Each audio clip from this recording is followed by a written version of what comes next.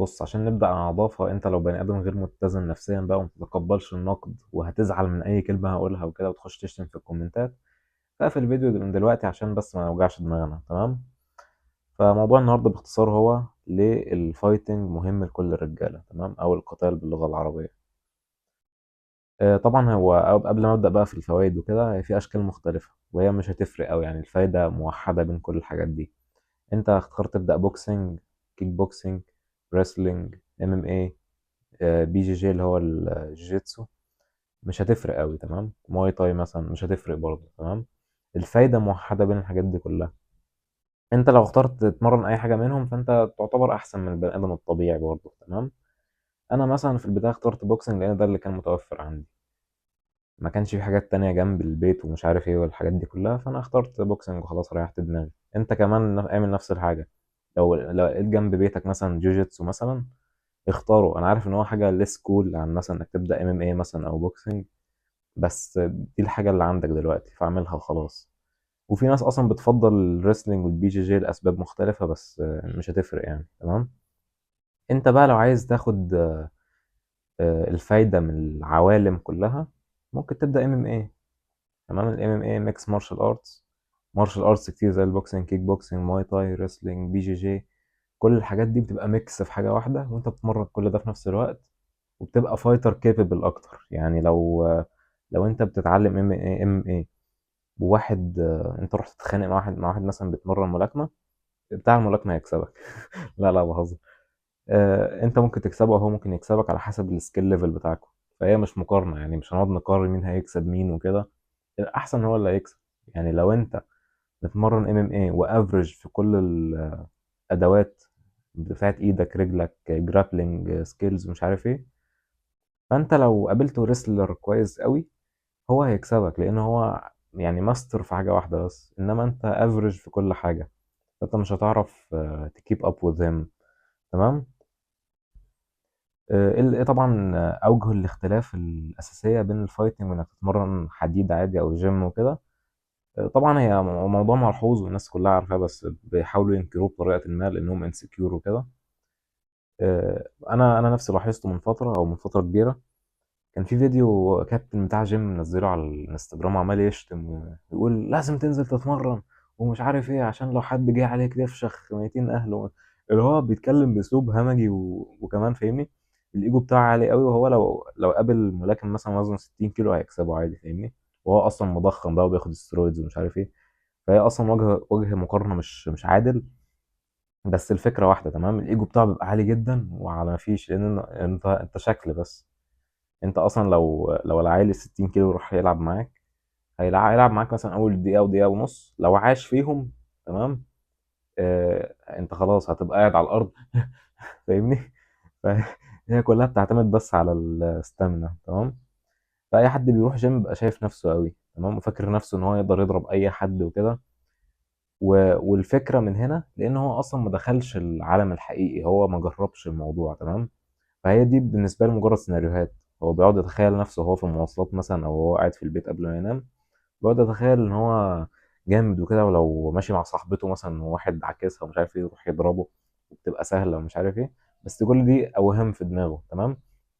انما البني ادم اللي بيتمرن ملاكمه او بيتمرن MMA او اي حاجه تانية، فايتر يعني عامه، بيبقى عارف ان الدنيا ما بتمشيش كده. تمام؟ لان هو اتحط في الموقف بجد، سواء في التمرين سواء بطولات لعبها، حاجات كتير.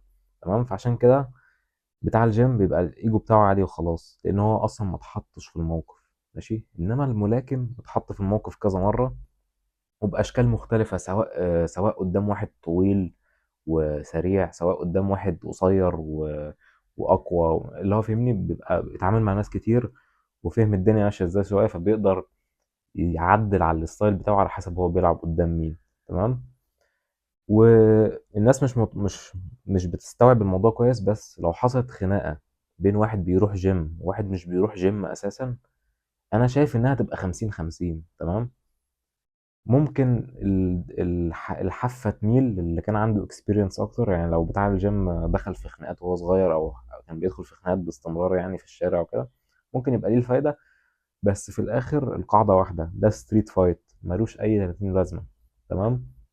انت اول حاجه ما تضمنش اللي قدامك صحابه هيبقوا موجودين ولا لا. صاحبه ممكن يجي ويقوم ضربك بعصايه على دماغك من ورا، وهتتشل بقى وتدخل في مشاكل كتير ومش عارف ايه. فعشان كده اغلب الملاكمين واغلب اللي بيتمرنوا فايتنج بيبقوا عارفين الاخطار دي، بيبقى عارف الضرب في الدماغ ليه مشاكل معينه، بالذات ان هو اول ما بيخش يتمرن بيتقال له ما تضربش في الدماغ من ورا، لان دي منطقه حساسه زياده عن اللزوم، فانت لو ضربت فيها او ضربت واحد فيها ممكن يتشل. ماشي. وحصلت مع ملاكمين كتير، كان في ملاكم مكسيكي اتضرب في دماغه من ورا ومش عارف ايه، وفعلا حصلت له مشكله كبيره واتشل، لحد دلوقتي بيعاني، يعني لسه دماغه مش طبيعيه. تمام. وغلطه او اعتقاد شائع مش صح هي ان الملاكمين اصلا مش بيتمرنوا حديد. غلط.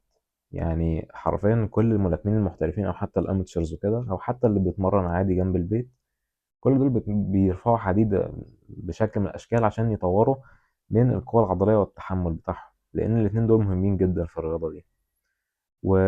وفي حاجة شائعة عندنا في مصر بالذات، ان حاجة غلط اصلا، ان اغلب الملاكمين بيبقوا 60 كيلو ولا حاجة. تمام. شفت كان في من سنة ولا سنتين خناقة كده على التيك توك والريلز والحاجات العبيطة دي. كان الناس دايما بيدخلوا ملاكم يقعد يشتم في بتوع الجيم، وبتوع الجيم يقعدوا يشتموا في الملاكمين لا، هي حاجة عبيطة يعني. الاتنين أصلا يعني معرفش، يعني انتوا فاضيين للدرجة دي انكم تقعدوا تتخانقوا مين أحسن؟ بس المهم بغض النظر ده يعني ده لو لعب مع ده هيكسب. الملاكم طبعا هيكسب لأن هو بيتمرن اللعبة، بتاع الحديد مش بيتمرن فهيخسر طبعا. تمام. فبتاع الحديد اللي بيدخل يتناقش اصلا في الموضوع يقول لا انا هكسب ومش عارف ايه، انتوا وزنكم 60 كيلو، لان اغلبهم اصلا ما يعرفوش ان اغلب الملاكمين بيبقوا ملتزمين بوزن معين عشان يلعبوا في الميزان بتاعه. يعني شايف ده مثلا مفصار ايفلويف مثلا، شايف جسمه عامل ازاي؟ شايف انتوني جوشوا جسمه عامل ازاي؟ وده اصلا وزنه بيوصل ل 120 كيلو. تمام. وطويل ومش عارف ايه. يعني اصلا 120 كيلو دي البادي بيلدر اصلا لما يوصل 120 كيلو بيبقى اللي هو بص عمل اعجاز في اللعبه بتاعته. وطبعا دي استثناءات، تقدر تقول ان دي استثناءات، لان عندك واحد زي تايسون فيوري مثلا بطل عالم في الوزن التقيل وده جسمه يعني. فاهمني؟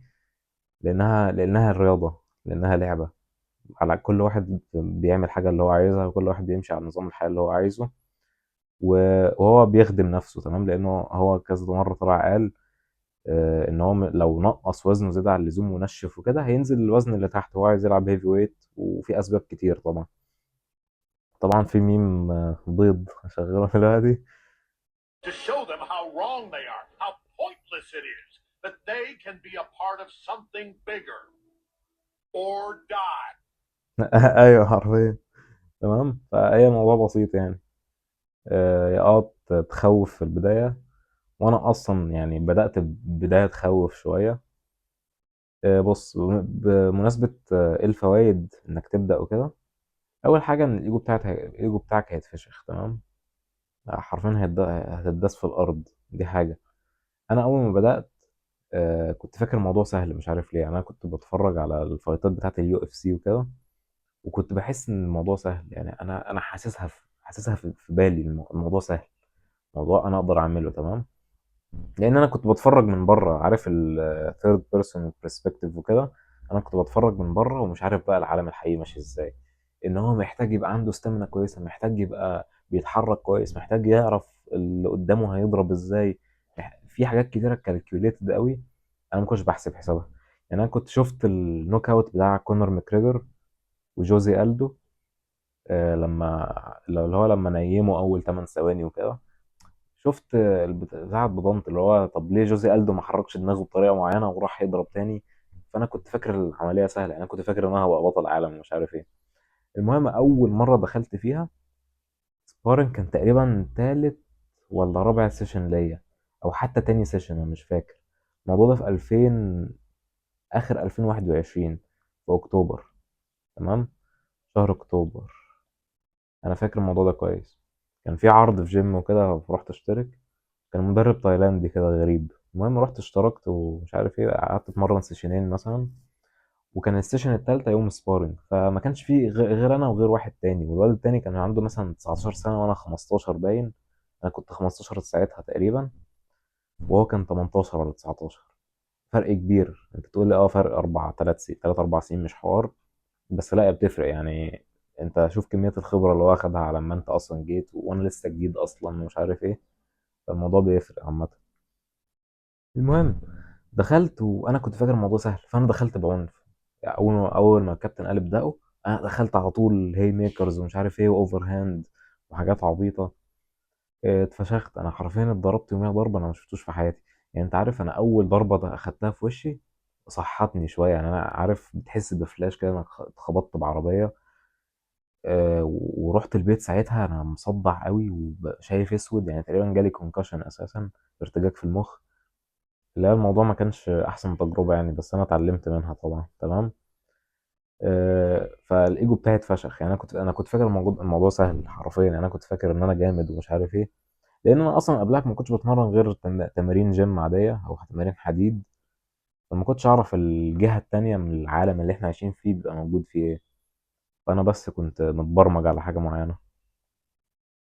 وفايده من الفوائد برضو انك تبدا فايتنج وكده، ان هي حاجه من الحاجات اللي فعلا بتجبرك انك تبقى اجتماعي، سواء انت عايز او لا. لان هي حاجه بتجبرك انك تتعامل مع مدربين، تتعامل مع اداره جيم، تتعامل مع اداره الاتحاد الملاكمه بتاع المكان اللي انت عايش فيه، ايا كان انت عايش فين.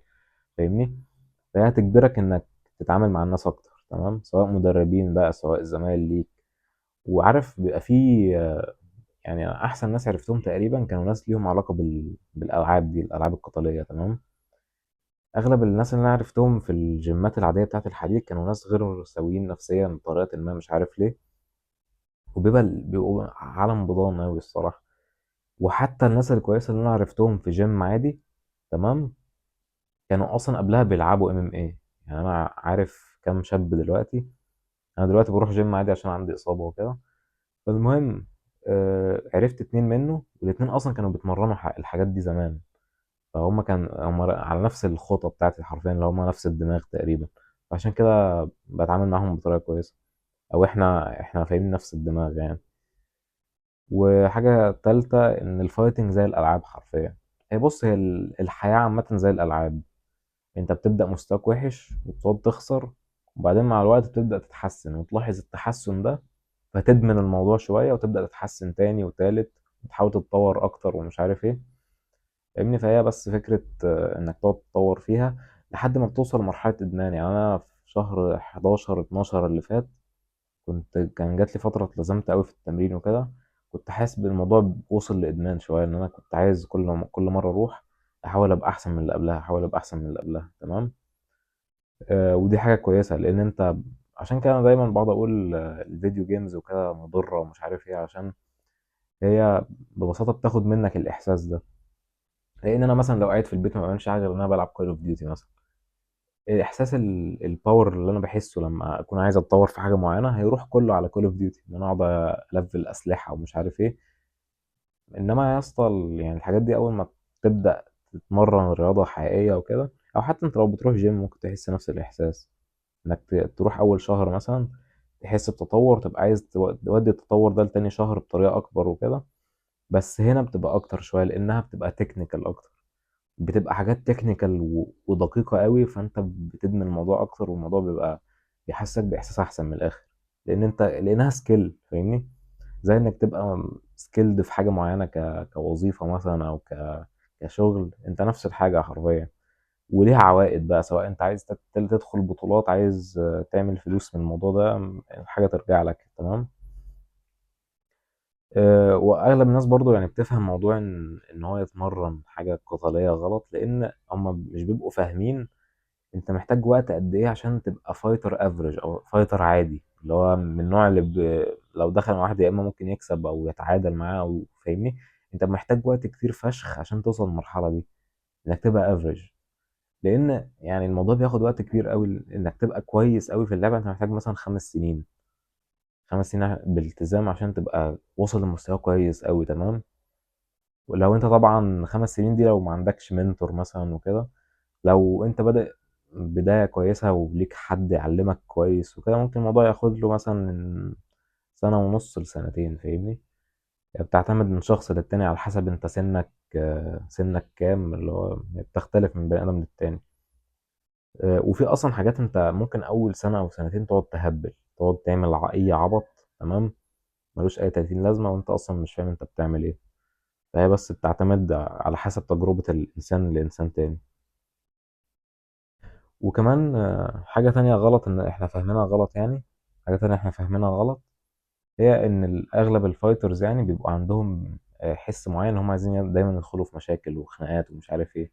الكلام ده بالعكس تماما. يعني انت اغلب الناس اللي بيتمرنوا ملاكمه بيبقوا اللي هو سلميين فشخ، لان الطاقه اللي هو الطاقه الزياده اللي عنده دي يوديها للتمرين، فهو مش بيبقى عايز يروح يضرب الناس ولا عايز يعمل خناقات. وحتى بتلاقيه مش هو اللي بيقعد يتلكك عشان يدخل في خناقه، هتلاقي مين اللي بيتلكك عشان يدخل الخناقه؟ بتاع الجيم او الناس العاديه، لان هم عايزين يجربوا، عايزين يختبروا نفسهم. انما الفايتر مش بيبقى عايز يثبت نفسه، يثبت حاجه لنفسه، مش بيبقى عايز يثبت حاجه لنفسه من الاخر. فهو عارف امكانياته، عارف هو يقدر يعمل ايه. فهو مش محتاج بقى يقعد يدخل في خناقات ويضرب الناس ويشتم في الناس ويحط نفسه في الخطر اللي ممكن يتحط فيه. لان في الجيم انت بتتمرن تمام، لو اتأذيت اللي قدامك هيقف، انما في الشارع مفيش الكلام ده. انت لو اتضربت هيقعد يضرب فيك لحد ما تموت. ماشي. عكس الجيم التمرين يعني كفايتر. ماشي. فبس هي دي الفكرة. اخر حاجه بقى هي اكتر حاجه كونتروفيرشال، تمام، في موضوع هل هي الالعاب دي حرام ولا لا. طبعا انت لو سالت سؤال فانت عارف الاجابه، او لو السؤال خطر في بالك في لحظه من اللحظات فانت عارف الاجابه، يعني انت سمعت الموضوع. مفيش حد هيسال عن حاجه حرام ولا لا الا لو هو كان سمع فكره عنها قبل كده. موضوع انت تدور عنه، يعني انت محتاج تدور هل هي حرام هل هي مش حرام، دي حاجه ترجع لك. بس انت قبل ما تختار لازم تحدد هل انت فعلا مش هتبدأ الموضوع عشان انت خايف، تمام، ولا عشان هي حرام. انت لازم تحدد، ودي حاجة بقى ترجع لك انت وضميرك. انت لو خايف قول عادي، لو فعلا مش عايز تعملها عشان هي حرام برضه قول. مش هتخ... مش ه- فاهمني، مش حوار يعني. هي بتعتمد من بني ادم للتاني. في ناس فعلا مش هتتمرن الحاجة دي لانها حرام، في ناس فعلا مش هتتمرن لانها خايفين فيقولوا لا دي حرام يا اسطى. ماشي. بس هي بتختلف من شخص للتاني. وطبعا هي بتختلف على طريقة التمرين، لأن أنت لما تتمرن مثلا ملاكمة، وهي دي اللي فيها كلام كتير إنها حرام وكده عشان في ضرب على الوش ومش عارف إيه، فأنت ممكن تتمرن بطريقة معينة إنك أصلا ما تتضربش على دماغك أو ما تضربش الناس على دماغهم، فاهمني. ممكن مثلا تعمل سبارنج كل شهر مرة، تمام، اللي هو بس تختبر السكيلز بتاعتك، لأنه تمرين، أنت مش داخل خناقة، تمام.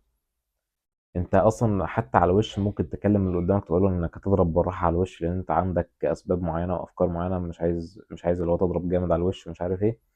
فهو هيحترمك عادي، هتمشي الدنيا، تمام. ما تحطش فكره ان الموضوع حرام فانت ما تعملوش، تمام، لان هو حرام لاسباب معينه، لان في ضرب على الوش. ماشي. انت وضرب على الوش تقدر تتصرف فيه، تقدر ما تضربش على الوش اصلا، تقدر تضرب على الوش بس اللي هو لمسه. يعني في اصلا اغلب السبارنج بيتعمل غلط عندنا في مصر، يعني بتقعد تضرب جامد زيادة عن اللزوم. انت بس محتاج تلمس.